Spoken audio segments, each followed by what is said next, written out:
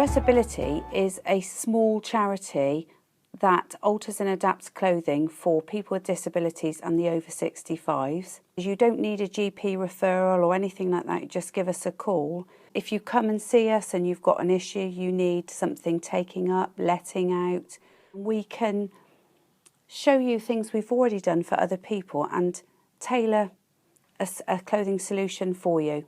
It's about self-esteem and confidence and looking and feeling good. All of our adaptations and alterations are completely discreet.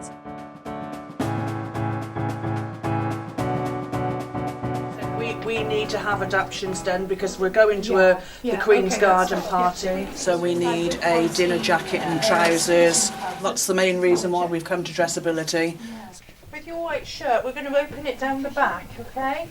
Right through the collar, and then we'll put a little joining bit in there. So this is a jacket that's been adapted for somebody in a wheelchair, so that you can put, from the front it looks perfectly normal, but from the back we have the split down the back.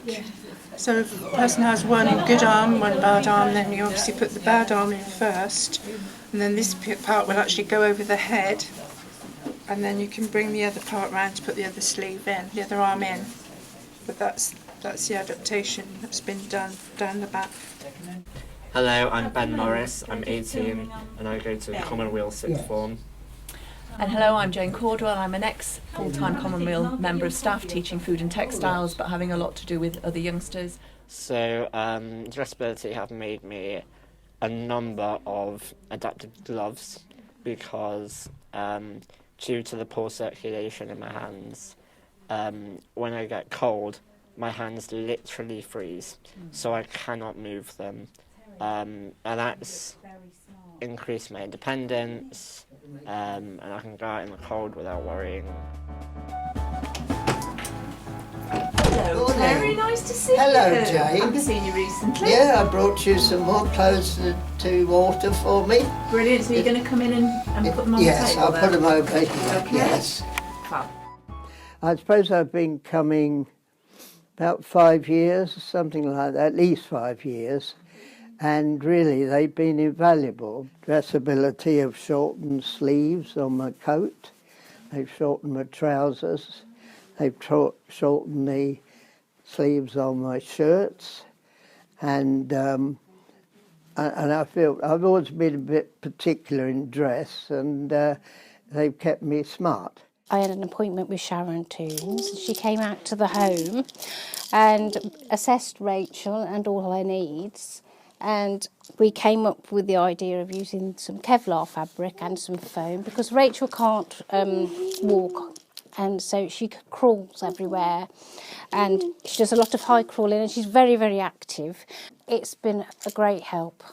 It's like every 2 weeks I used to be looking to buy new jeans every week, you know, and now they last a little bit longer. They help so many people, and it is life-changing, really is life-changing. The problem we have, I think, with the disability clothing issue is that it's quite invisible, and it's one of those areas where people may see someone with a disability, but they won't necessarily understand that this means that they have to pursue different clothing issues. And really there's the old adage about clothes maketh the man, and if you don't look good, you probably don't feel good.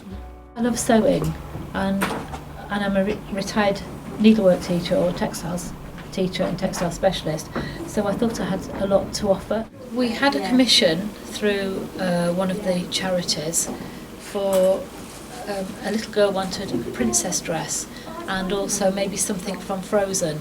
So we came up with, we saw this fabric and this is what inspired it really. So this one, it's got the net underneath it as well to give it a bit of volume. These flowers have been stitched on using invisible thread actually, and stitched through. You can sort of see where the stitches are, but the invisible thread picks up the colour of the flowers so you don't notice the threads.